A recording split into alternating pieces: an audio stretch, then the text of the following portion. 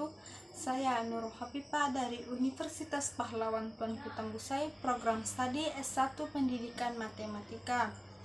Nah, pada video kali ini saya akan menjelaskan tentang domain afektif dalam pembelajaran matematika, motivasi, attitude, anxiety, self-efficacy, metakognisi, dan self-regulation, dan emotion flow interest dalam pembelajaran matematika. Domain afektif dalam pembelajaran matematika. Matematika sangat dibutuhkan dalam kehidupan sehari-hari maupun dalam menghadapi kemajuan iptek. Pada hakikatnya, belajar matematika membutuhkan kesiapan intelektual dan aktivitas mental karena kita akan mempelajari dalil atau aturan dan juga berpikir secara logis, kritis, dan objektif. Afektif sendiri merupakan suatu hal yang berkaitan dengan sikap dan nilai. Afektif mencakup watak perilaku seperti perasaan, minat, sikap, emosi, dan nilai. Memahami perkembangan afektif peserta didik merupakan salah satu faktor untuk mencapai hasil yang baik dalam proses pendidikan, tidak hanya dalam bidang akademik, tapi juga dalam hal pembentukan moral. Salah satu faktor yang ikut mempengaruhi pertumbuhan anak, terutama untuk kecerdasannya, adalah lingkungan sekolah. Nah, secara umum, aspek afektif meliputi sikap, minat, konsep diri, nilai, dan moral. Sikap memiliki 3 komponen: kesadaran, perasaan, perilaku. Kesadaran menunjuk pada aspek kognitif dari sikap yang menyangkut aspek pemahaman ataupun pengetahuan tentang objek sikap, seperti tahu tentang aturan, tahu tentang tanggung jawab. Sedangkan perasaan menyangkut aspek emosional terhadap objek seperti saya senang, saya tidak senang. Sedangkan perilaku menunjuk pada perilaku sesuai dengan caranya. Perilaku bisa juga bersifat positif dan bisa juga bersifat negatif. Yang kedua, minat. Dengan adanya minat yang tinggi, maka siswa akan menunjukkan perhatian yang tinggi terhadap apa yang ia pelajari. Dengan adanya minat ini, tentu saja siswa akan mengikuti pelajaran tersebut dengan senang. Yang ketiga, konsep diri. Konsep diri diistilahkan dengan citra diri, harga diri, atau diri yang ideal. Ini menunjuk pada pemahaman tentang diri, deskripsi tentang siapa saya. Pandangan ini menguatkan gambaran diri, pemahaman potensi dan kekuatan diri yang akan menguatkan ke arah mana masa depan ataupun memberikan kekuatan untuk menggapai cita-cita. Nah, selanjutnya nilai dan moral. Nilai dan moral ini menjadi pegangan bagi siswa dalam mengatur tingkah lakunya. Nah, nilai dan moral ini memberi rambu-rambu perbuatan yang dilakukan itu boleh atau tidak. Dengan kata lain, nilai dan moral ini akan memberi rasa aman, nyaman terhadap diri dan lingkungan. Untuk pengembangan instrumen aspek efektif ditempuh dengan beberapa prosedur. Yang pertama, menetapkan kompetensi inti dan kompetensi dasar yang akan digunakan sebagai acuan pembelajaran. Yang kedua, mengembangkan definisi konseptual sikap, aspek hard skill yang akan dipelajari siswa. Sebagai contoh, merancang bahan keterampilan, mengerjakan soal matematika, dan menemukan konsep untung rugi dalam perniagaan. Yang ketiga, mengembangkan definisi konseptual integrasi antara hard skill mata pelajaran tertentu dengan aspek afektif. Misalnya, guru akan mengukur sikap kerja saat mengerjakan tugas, minat terhadap materi ajar, nilai tentang kejujuran saat mengerjakan tugas.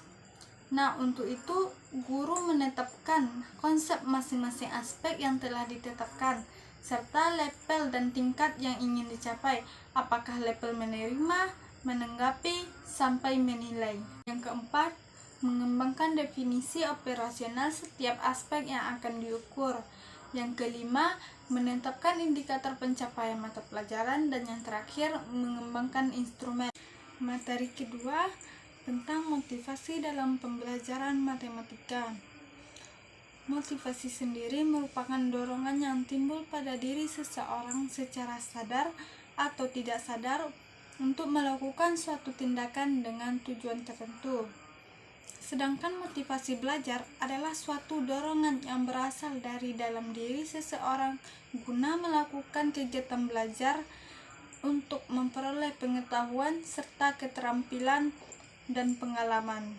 Nah, dengan adanya motivasi ini, peserta didik dapat mengembangkan aktivitas dan inisiatif, dapat mengarahkan dan memelihara ketekunan dalam melakukan kegiatan belajar. Fungsi motivasi di sini mendorong manusia untuk bertindak atau berbuat. Nah, di sini berfungsi sebagai penggerak.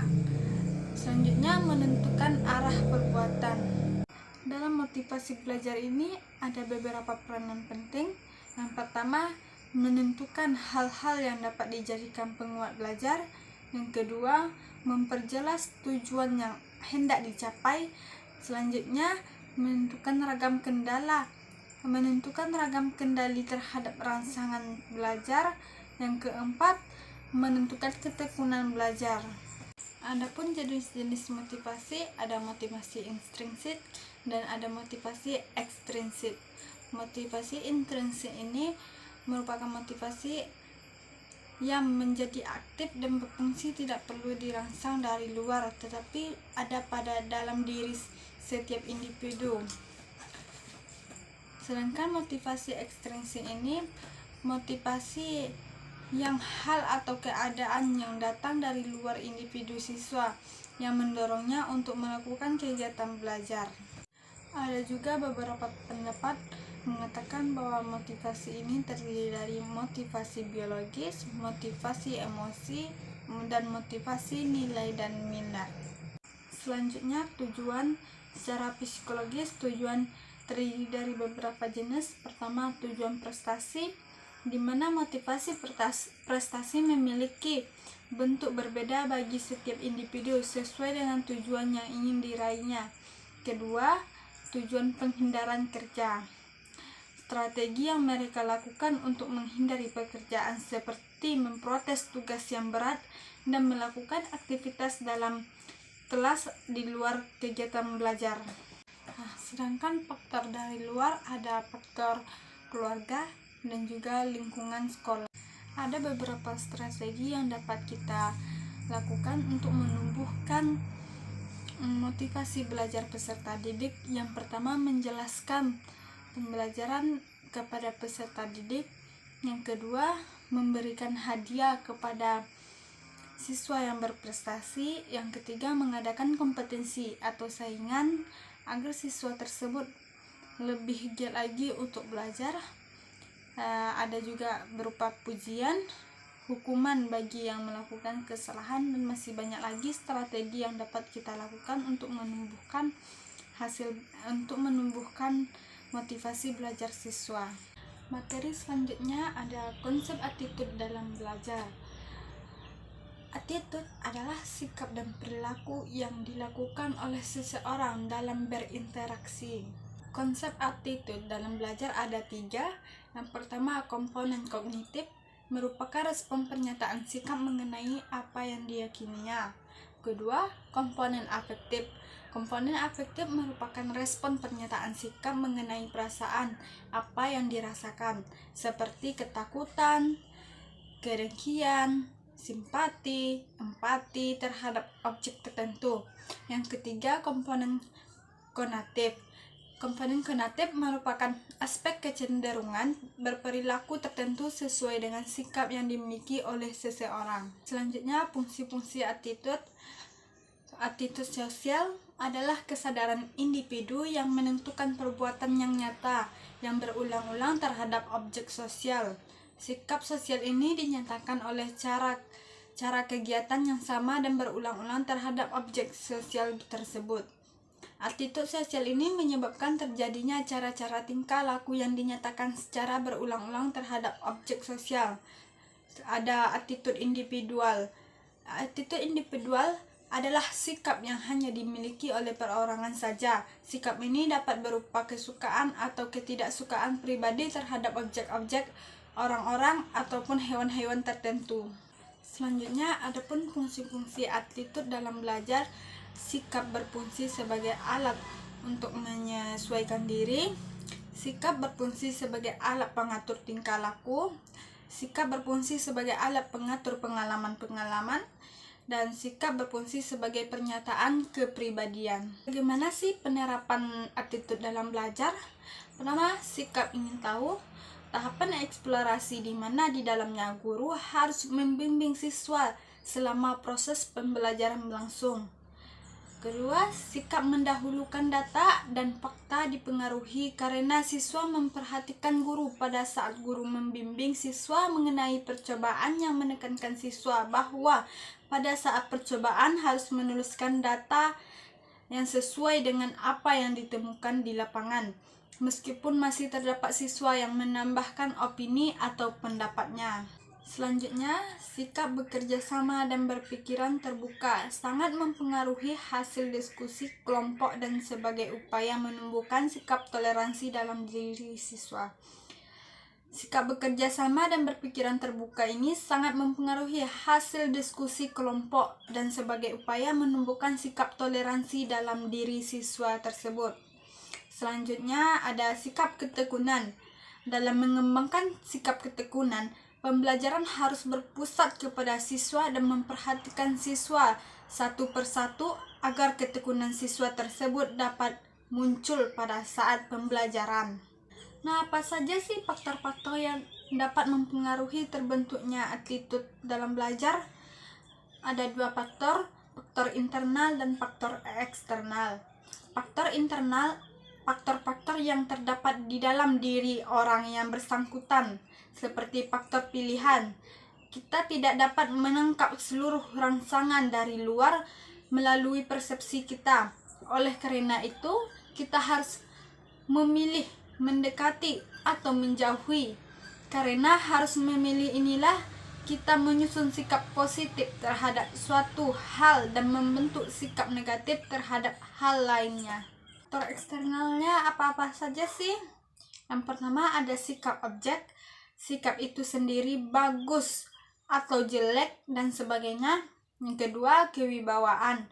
Orang yang mengemukakan suatu sikap.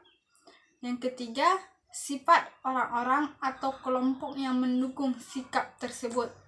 Selanjutnya ada media komunikasi yang digunakan dalam menyampaikan sikap.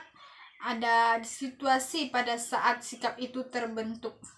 Materi selanjutnya adalah self-efficacy dalam belajar. Self-efficacy merupakan keyakinan dalam diri seseorang yang memiliki kemampuan dalam melakukan suatu tindakan untuk mencapai suatu tujuan yang telah ditetapkannya, serta dapat mempengaruhi situasi dengan baik dan dapat mengatasi sebuah hambatan.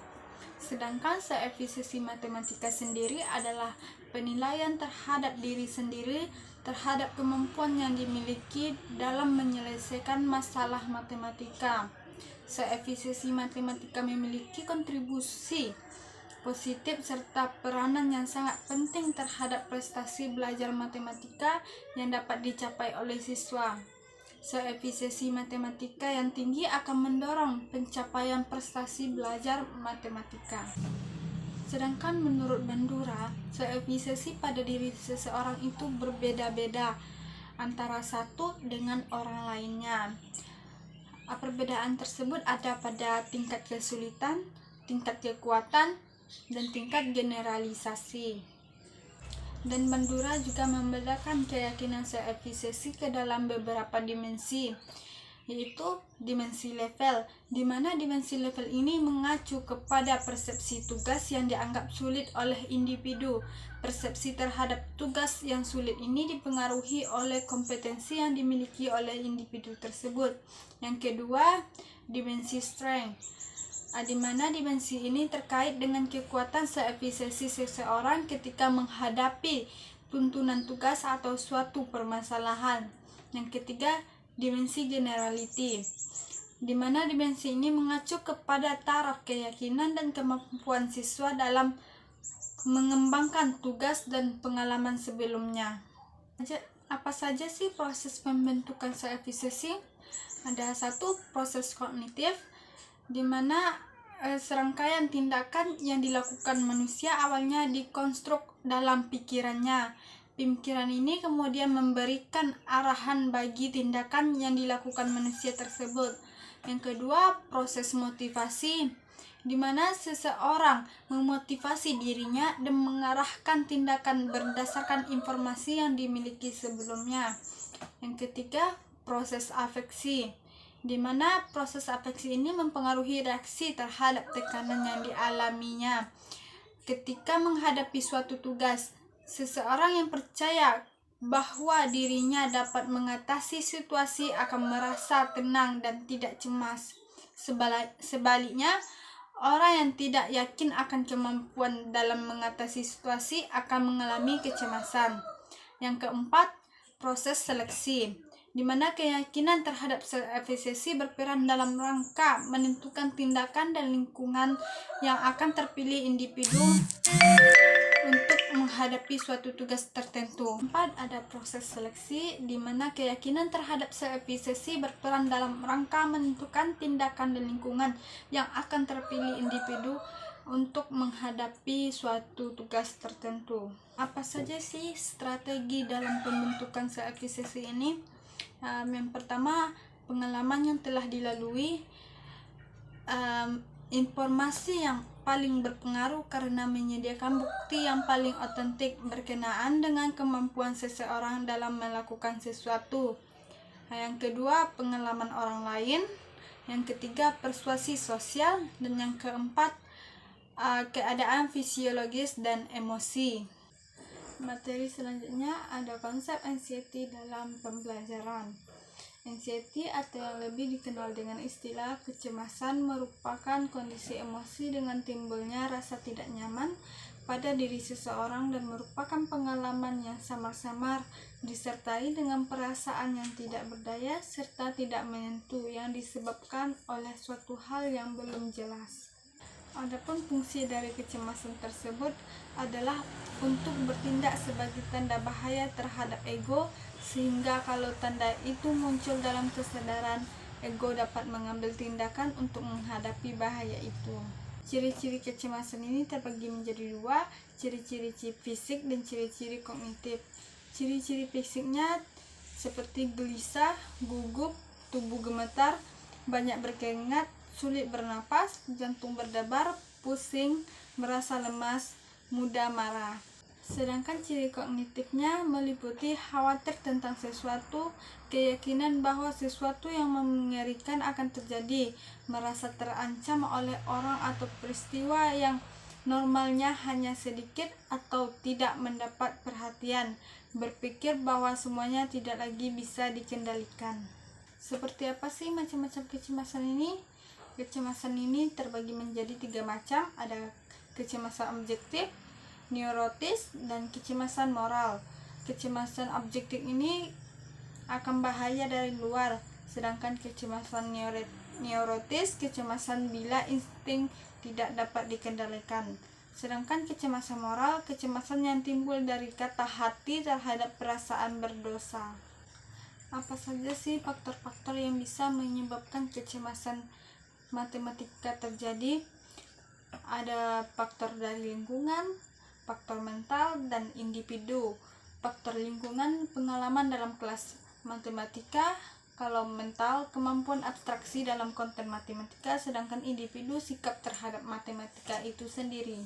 Nah, materi selanjutnya metakognisi dan self-regulation.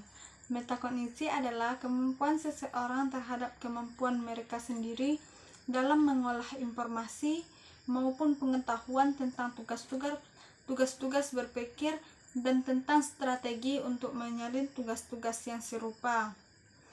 Secara umum, kemampuan metakognitif ini mulai berkembang pada usia 5 hingga 7 tahun. Beberapa masa peka anak yang mendukung proses metakognitif ini diantaranya kontrol emosi, terbuka mulai usia 2-30 bulan. Kontrol kognitif terbuka mulai usia 10 bulan sampai 7 tahun. Kontrol motorik, perkembangan motorik ini adalah kemampuan gerak. Masa PK ini berlangsung selama masa perkembangan fetus hingga usia 6 tahun.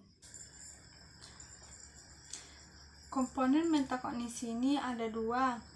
Yang pertama, pengetahuan metakognisi, pengetahuan yang dimiliki seseorang dan tersimpan di dalam memori dalam jangka panjang dan dapat diaktifkan atau dipanggil kembali sebagai hasil dari suatu pencarian memori yang dilakukan secara sadar atau tidak disengaja. Dua, pengalaman metakognisi, pengaturan kognisi dan pengalaman belajar seseorang yang mencakup serangkaian aktivitas yang dapat membantu dalam mengontrol kegiatan belajar. Proses pengalaman metakognisi ada perencanaan, pemantauan, dan evaluasi. Self-regulation adalah suatu konsep yang penting dalam teori belajar kognitif sosial yang mendasarkan pada banyak prinsip belajar, tetapi juga memberi perhatian besar pada dampak tanda-tanda perilaku dan pada proses mental internal. Demikian penjelasan materi dari saya. Semoga bermanfaat bagi kita semua.